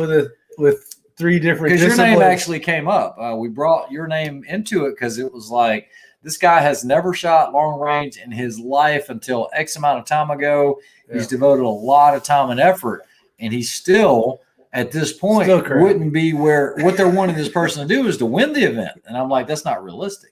And then Chris, I don't think you thought it was realistic either. Well, we don't want to give too much. No, I know, but I'm not saying anything. I'm just saying, like, not only one discipline, basically, but 3 different. Oh, yeah. If it's a 3-gun event, it will be 3 different disciplines. I'm just like, that's a bad But I think it'll be a really cool TV show. I know that one of the events they're planning on following me around would be the Sniper's Unknown. Yep. And then, Chris, I think you've got something on that as well. Yeah. I don't know. Chris and I actually talked about shooting next year together this year. Yeah. I need to clear the date for Sniper. I don't know. Is Sniper's Unknown sold out? October 23rd, 24th, 25th. I got to see. That was the one I had posted. You had asked the question. But I don't know if it's sold out. And I also don't have a partner right now. I think Dave, my partner Dave, we just signed up for Mammoth. Yep. And I'm going to do the Sniper Adventure Challenge in a couple weeks or a month or whatever the hell that is.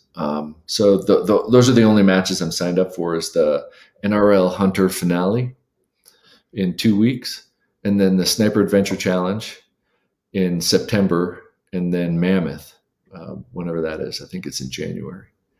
And find a partner and get out. We can. And Sniper's Unknown looks freaking awesome. It would be really cool to do that. Yeah. And I think it seems fun. Did you like my comment on Facebook? I've done this, and this, and this. Is there anything else I've missed? And I said, yeah, you got to shoot Snipers Unknown. Yeah, that's definitely on the list. Like, that facility looks fantastic. I wish they had an individual event. Some of the cool team events. Yeah. It's too hard for me to find a partner that I'll get along with, and shoot well, with and want to shoot with, And sometimes I would just rather be like, well, fuck, if these 5 people can't do it, I want to do it by myself. I even asked if I could do the Sniper Adventure Challenge on my own. They're like, well, you're gonna have to carry a lot of stuff. I'm like, dude, why not? Like, because you're the cyborg. That doesn't matter. Like, I just want to fucking do it. Like. And if I can't get a partner that, is partner quality, then let me fucking do it by myself. Like, it's kind of like me trying to finish the CD match when my partner had to leave. I was like, I don't care. I'll carry 2 rifles. I just want to finish. Right. And you did though. Like that was fucking awesome. That was a good time. Big Country. His match is going to be held at Cameo, which is just outside of Grand Junction, Colorado. Unbelievable facility. Yeah. September 25th. Nice. Yeah. I can't type in the chat here. That's normal?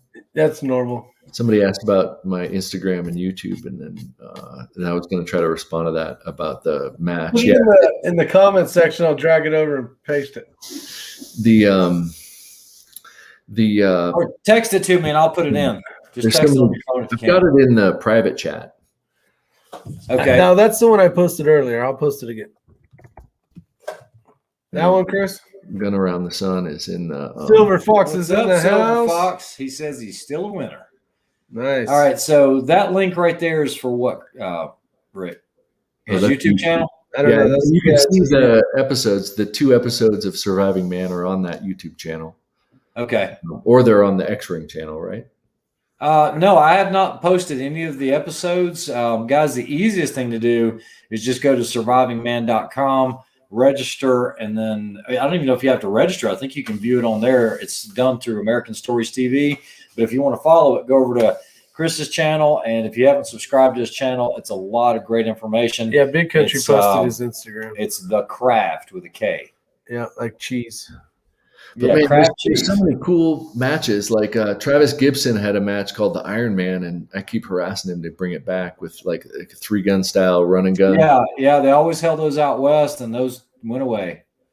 And but I'm liking the NRL Hunter. I think that's a cool concept with locate, range, and engage. And then the team matches really seem appealing. And it's just 2 of the guys that I shoot with in team matches are Canadian, so they've been locked, on the other side of the border for a while, and now it's opening up. So Dave, actually, it's pretty funny for Mammoth.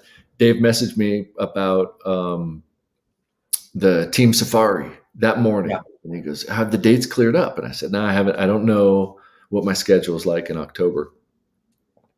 And I said, "But there's these 2 other matches. I mentioned Snipers Unknown." I said, "But I don't know about those dates either." And then Mammoth, and he said, "When's Mammoth?" I don't know. So I Googled it, and when I got to their site, it said pre-registration opens in 25 minutes. And I thought, well, shit, I'm just going to sit here. So after 25 minutes, I signed up, and then 40 minutes later, they made a post that it sold out. So it was just dumb luck that we got in, but I'm excited. Wow. It's going to be pretty cool. That's a crazy one. That's definitely a cyborg material. Yeah. I heard like the shooting is really complicated and interesting shooting. And then you just walk, a little bit between the stuff. Yeah, walk a little bit. For you, that is walking. There's 16-minute run times, I believe. And it's no joke. It's the whole sleep and everything, right? Yeah, there's no other divisions. They've done away, I think, with all the other divisions. Nice. So you have to do the ruck sleep overnight for 2 days. But that's right up your alley. Yeah. But if I can get in Snipers Unknown, I'll definitely come. I messaged them and said, like, is it sold out? And at the time it wasn't. So if I can get one of those guys to come down, the other guys I shoot team stuff with are busy with work, but my 2 Canadian buddies aren't. So yeah, Gamma Meal might be on here. I haven't seen him lately. Yeah, he's the match director. He's the match director. So I really want to go to it. And fuck, Gamma Meal, you on here? We need to get Chris in there. I would do it. I'd do it by myself too, if it just meant coming down there to shoot it. Like I just want to. No, they won't let you do that. Is there anything else we need to hit on topics wise? Anything you wanted to add, Chris? No, I think like I love the Rifle Craft project, and obviously I'm trying to get subscribers so that we can support the project. So if you want to subscribe and support it, but also just give us feedback of like things we can add to improve it. I know we're adding the positional breakdown. I want to know more on the rimfire stuff. We're adding multiple calibers so we can track them separately. But I want to know if it's still going to be if it truly evens out at 100 yards for a 22 LR. I don't. So let me back this up. So are you trying to say that shooting a 22 at 100 is like shooting a Creedmoor at 400? Exactly what I'm saying. Because of elevation. Yeah. Is the wind drift equivalent? It very well could be, yeah. I mean, I think that I just want to. The reason why I say that is I know I don't know if you call us the test dummy or not, but to get some more data. See, like when you saw Ray's target in the center was eaten out, that was just because he's a damn good shot. Like maybe if I did that, there, it would have opened up a little where it would give more info. I don't know. Well, so it's like, oh, we're going to shoot this at 100. Okay, let's do it. I think the distance really is that what you want to see is that there is openness. So this isn't really like, even though it pulls all the data together, it's not a competition. So there's no like you versus someone else. So really, like Ray being able to tear out the inside of the 1 inch at 50. What that tells me is he needs to shoot it a little bit farther back. So that correct. But at that further distance, the rifle was only capable in the best prone position of that 1.5-inch group with that ammunition. Totally. So now this is where that 22, maybe it's 70 yards, maybe it's 75 yards. Yeah. Because it's so ammunition dependent, because, you can't hand load for this stuff. Right. So if a guy goes out there with, we've always heard it. Don't expect a 5-minute gun to shoot a 1-minute group, Enough errors can cancel to make that happen. Yeah. But what we want is a even playing field. So if a guy takes a Voodoo and loads it up with, Remington Stingers or not Remington, CCI Stingers Remington Gold Box, and he's now turned this 1-inch capable gun or 1-minute capable gun into a 5-minute gun. Yeah. So I don't know. The same could be said for center fire, but it's even more so. I mean, how many people on here that are watching right now can take their rim fire and 100 yards hold 1 minute? It's very few. Right. Yeah. But I guess my point is that like the actual size doesn't matter because the capabilities. But let me show you with a little picture what I've seen. Let's say that you shoot this. Let's say you shoot like this. I don't see anything. No. I got the actual targets right here. Yeah, you want a target? No. I'm just going to show you what I've seen. Let's say like your group is like this green circle. Okay. Let's say that's your baseline, whatever.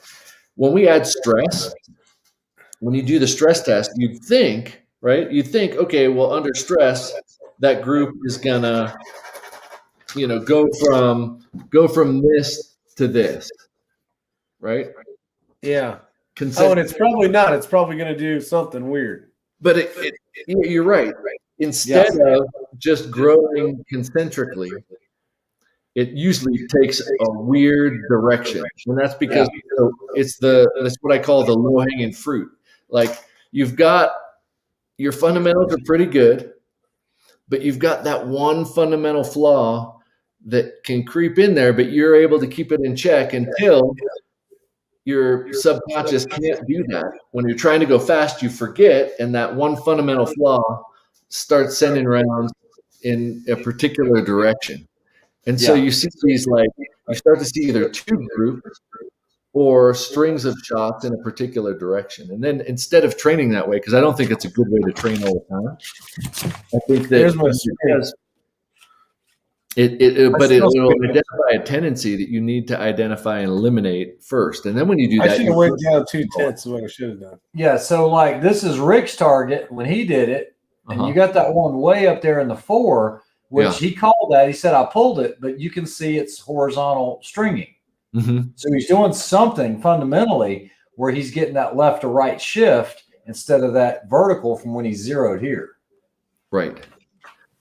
And I see what you're saying, finding the tendencies. So figuring out what it is that you do when you're not paying attention that causes that, dip in the buttstock or, too much head pressure or a dip in the buttstock or inconsistency with your rear bag, right? It's probably, that vertical stuff is either you readjust or you push forward on your rifle. If it's prone, you're pushing forward and it drives the buttstock down, or you're getting too high, or you're exhaling more than, or your head is pushing down the rear bag too much. There's a lot of things that can cause it to go up, but if you figure out probably only one of those things, and if you figure out what that one thing is and you adjust so that you can't do that as often, that'll go away, and it'll probably go away permanently if you make it a part of your shot process. I liked how you had said when you're getting on the scope, like you knew when you were going to breathe in and breathe out. I was like, that's actually genius. Like I never thought of that, because you could ask me, when do you do what? And I'd be like, I have no idea. Yeah. You know what I mean? It's really important because I'm trying to be consistent. And so I actually I recite through it as I go through that for these tests. But on initial bolt closure, I inhale, but then after that, I inhale on the bolt pullback. Right? So I go and then shoot, and then I inhale, exhale, exhale. That's cool. What do you think about this question? I think you can see it on the thing there, right? Yeah. I have shot at some. I wouldn't call them like extreme. I have it like a GTI. You could shoot like literally straight down. No, that's not. It's a 10 floors doesn't do anything. It's like a quarter inch. Yeah, but I haven't shot straight down at Cameo. They're like 800-foot cliffs, and we've talked about setting up a course of fire with high angle shooting on the top of those cliffs. But I haven't had a chance to do that. Probably the biggest angle that I've shot at is 45 degrees. And all I've ever done really is use the cosine of the angle to adjust for the distance. But I haven't spent a ton of time analyzing effects. I do know that the wind has pretty profound effects on hills and cliffs that are steep like that. If the wind's coming into it, and it can drive up and down, so you can get some vertical displacement from wind also. But I've always just used the cosine of the angle, and then that brings the distance in a little bit closer than what the laser recommends. And I've compared that to the angle, the Vortex Furies. Those have the range, the angle compensating distance. I have a set of those. Yeah, and they're really good, and you can set it to the angle compensation so that you can adjust your dope. And I think what it does with the angle compensation is uses the cosine of the angle to tell you that the range isn't what it seems; it's closer than that. Yeah, it'll tell you like 2/10 or 5/10 less or more, depending on up or down. Yeah. So right, and so if it's at 45 degrees, it's like 72% of the distance that you measure. That could be a pretty big influence. A lot of people that get excited, like at competition dynamics matches, it's not unusual on that north course to have the cliff and you're looking for your targets, and all of a sudden there's one right below you.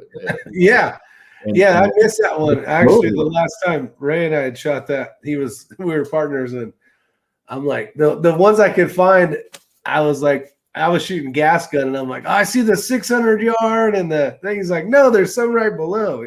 Yeah, but you got to be right on that. If you think about it though, if it's 150 yards away and you're shooting at like 60 degrees, that's 50% difference. And so, it's 75 yards instead of 150 or something like that. So, I mean, it's easy to shoot over something like that if you're not using either angle compensation or, like, fuck, that's a lot closer than it looks. In terms of we're on the hypotenuse, right? And we got to have that low base. That's the distance that is the actual with gravity. So, I can remember my first time out there shooting over the target with a gas gun, thinking, how the hell am I how did I miss that? And then you hit it. Rounds later. Yeah. Fuck, like it's closer than it looks. And it's like, because you're shooting at 60 degrees. Your 150 just went to 75. Yeah, and they don't use big targets all the time. Sometimes they're small. I mean, they're not huge, but it's not. It's especially those close ones that they're totally fucking with you on.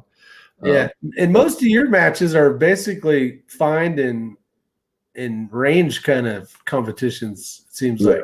Yeah, for sure. And that angle stuff really makes a difference. But I think that with shooting, it's always small errors that stack, right? So if your dope's off by 1/10, and then the wind picks up, and it changes 1/10, and then you're shooting east or west, or it's colder than, or the DA's changed, and now instead of 1/10 error, now you've got all these 1/10 errors that now are putting you potentially at the top and bottom of the target, and you think, oh, my data's changed, and it's like, well, there's a lot of stuff that we need to keep track of, and if we can't keep track of that, we're going to start to accumulate misses, and that's something that, like, right now I'm really grappling with all the time. Is like, how do we better manage all of those minutia? Because at some point, when your system gets so good that it's very small, you still see those minutia shifts.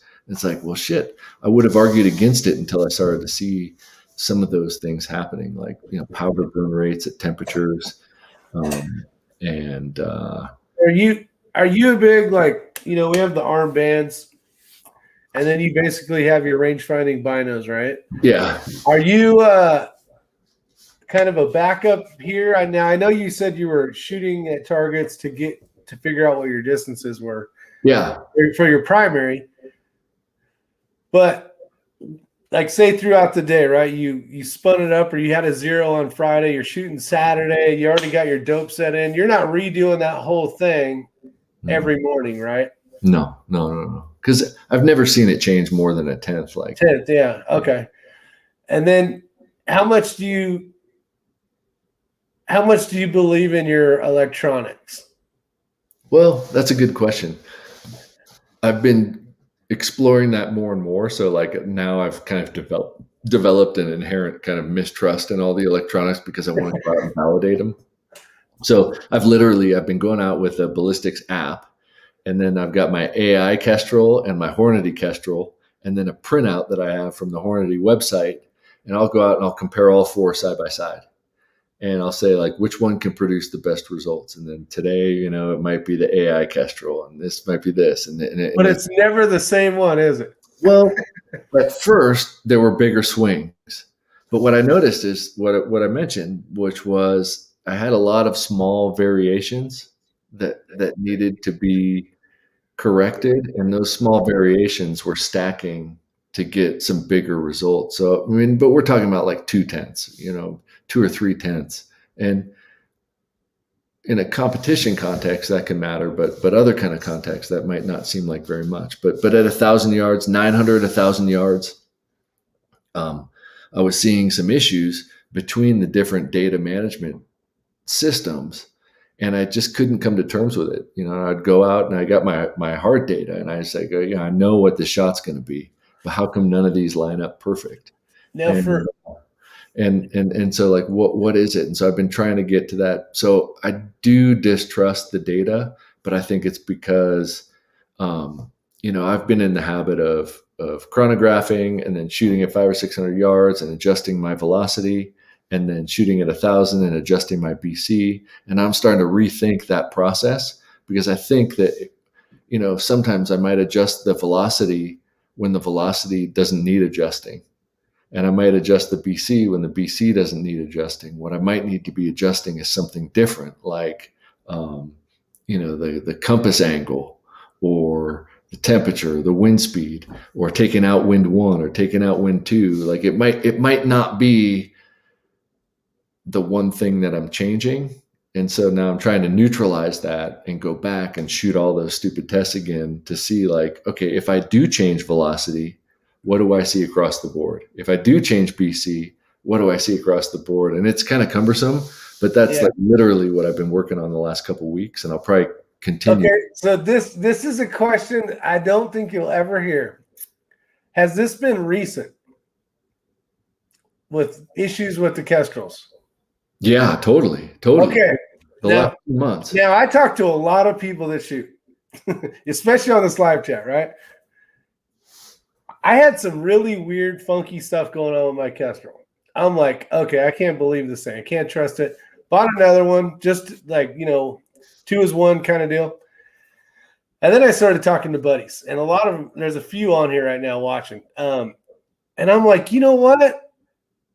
If this is happening, and I mean, it isn't like just one person. Now you're saying it, right? Yeah. And you're in Colorado.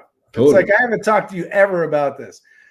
I think, and I could be completely wrong, I think it was an issue with the last one. So it just got a new update recently. A new one just came in.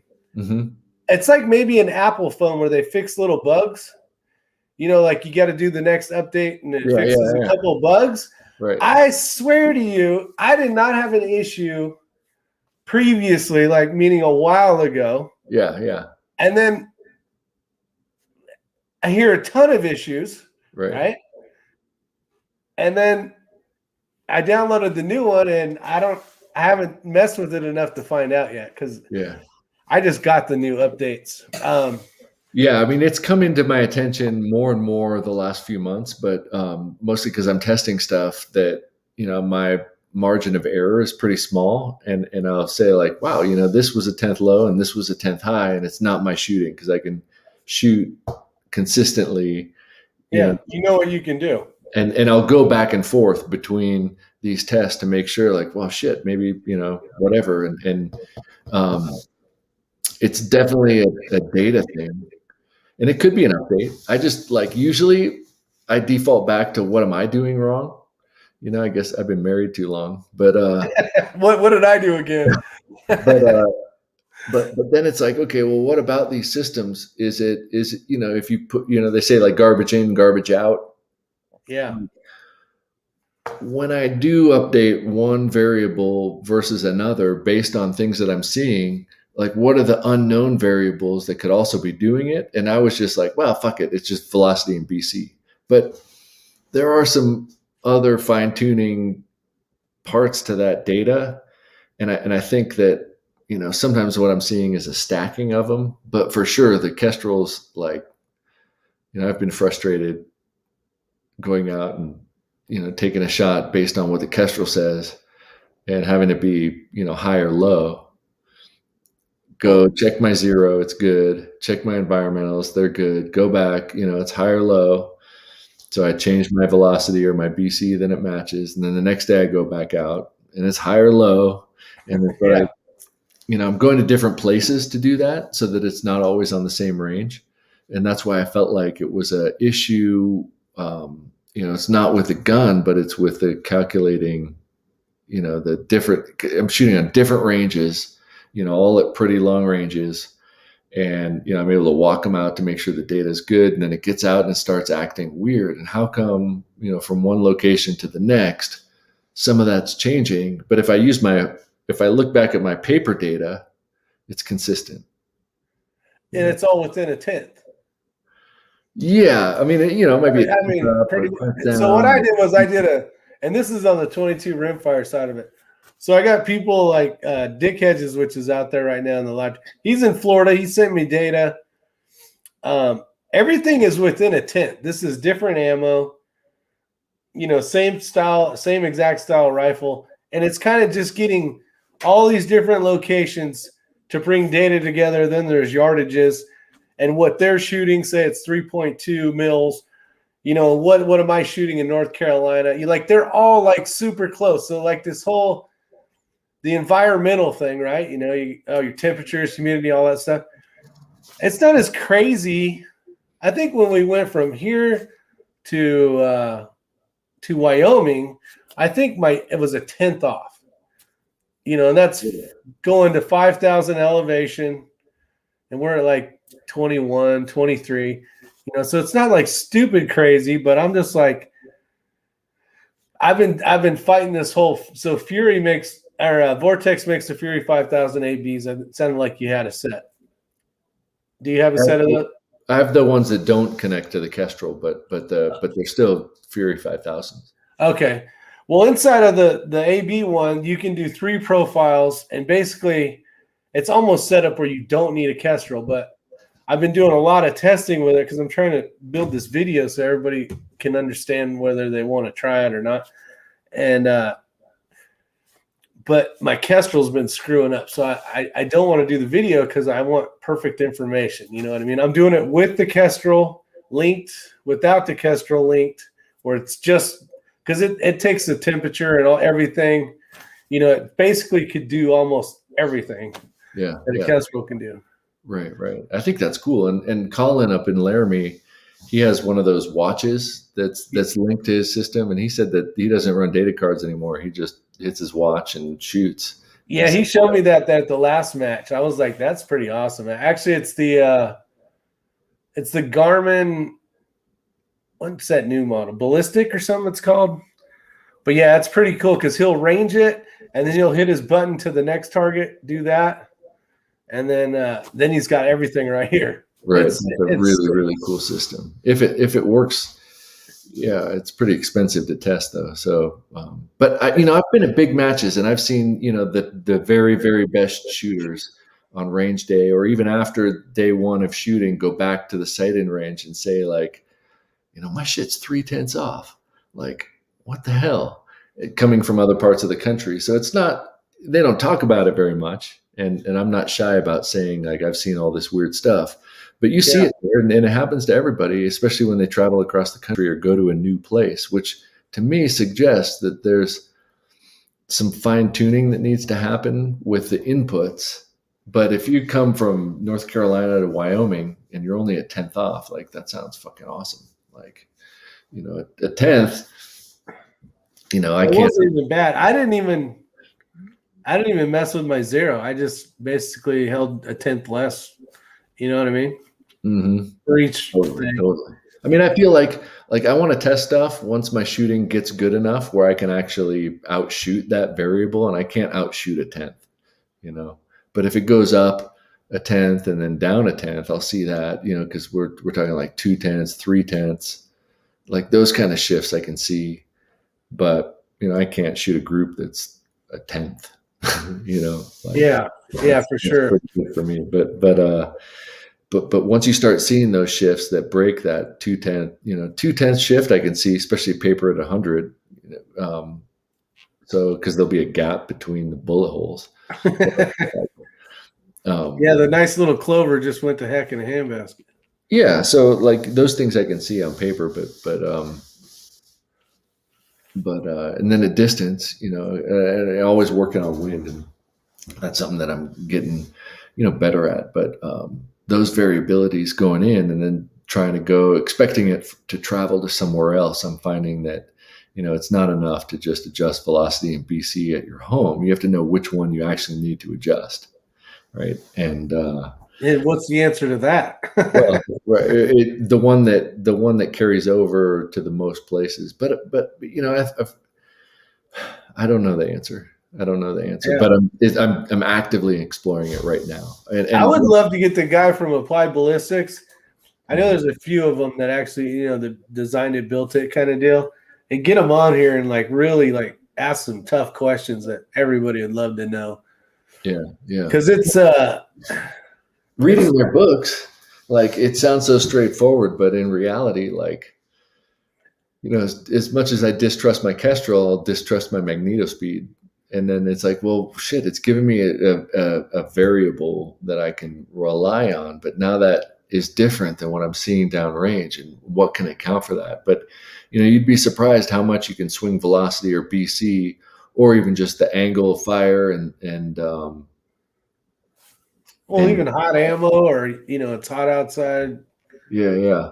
So, adjusting an inch at 600 yards, you could do that a number of different ways and get the same result, but elsewhere, it might not carry over. And so, so I've been adjusting the velocity on its own and seeing what happens, and then the BC, and then, all the inputs that I can provide, I'll adjust them independently and then go to a different range and do the same thing, and then see which ones are consistent and which ones aren't. If you ran 2 profiles and you changed one on one and the other on the other profile, and then went to the next range, I bet you would see that one was better than the other. Right. But is it luck or is it so that's the problem. It's all electronics. The whole thing's luck. You know what I mean? Totally, So totally. I don't know. I've been just pulling my hair out trying to figure it out. Yeah, I got 1,000 rounds to test this with, so I've been doing it over the course of the last few months, and I'm going to go through probably the end of the year testing this. Just going out and taking 12 shots, and recording my data, changing my variables, taking 12 shots, changing my variables, and then go somewhere else another day, do the same stupid test. And, there's the mule right there. Yeah, I was actually on the phone with him. It was work stuff related. So I appreciate the time there, Gamaliel. Yeah, nice shirt.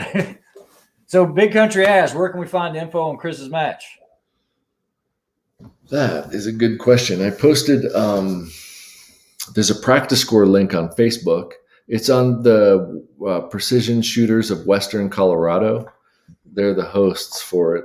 Let me see if I can. Precision Shooters of Western Colorado. Yeah. I don't have my phone here. Now you also have a what's up, Ortiz? You also have a Instagram and Facebook. Is it Facebook that you do? One thing that's really cool about Chris is I think it's either Instagram or Facebook. You ask a question, and it makes conversation. Yeah, man, that's been going really good. He'll be like, whatever, does blah, blah, blah work better than XYZ? And then he'll just leave it at that. And then people will comment and what their thoughts are and what maybe they've come to test or figure out in their adventures of shooting. Oh, you got to get that thing out to Frankie Fur, don't you? Yeah, I got to do that. And I got to send that Kestrel to Australia. Gotcha. Thanks for bringing that up to date. That's what I'm here for. I'm looking for the link. Yeah, if you get it, just put it in the private chat and I'll post it over. Yeah, I got it here somewhere. I sent to somebody. Oh, so this is your at Guns Around the Sun is your Gun Around the Sun. Yeah. Gun Around the Sun. That's what copy. That's his Instagram. Okay, I'll post that in here.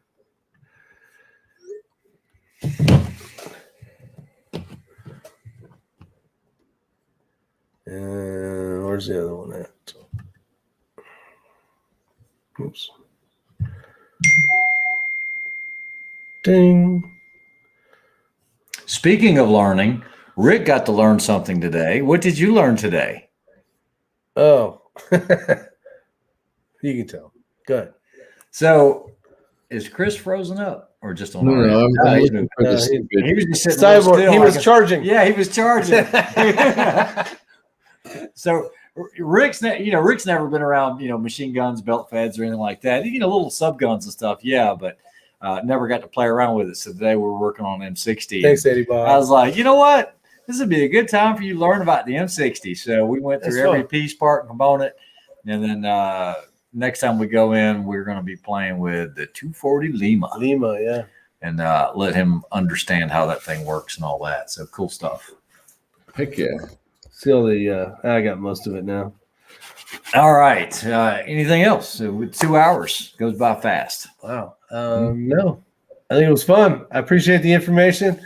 I would like to say thanks for coming on here and giving your insight, and hopefully everybody goes over and visits Chris's Kraft YouTube channel and subscribe to his YouTube channel. Yeah, get over there and also shoot your targets. Riflecraft.com, you guys. Yeah, submit your targets. Submit them.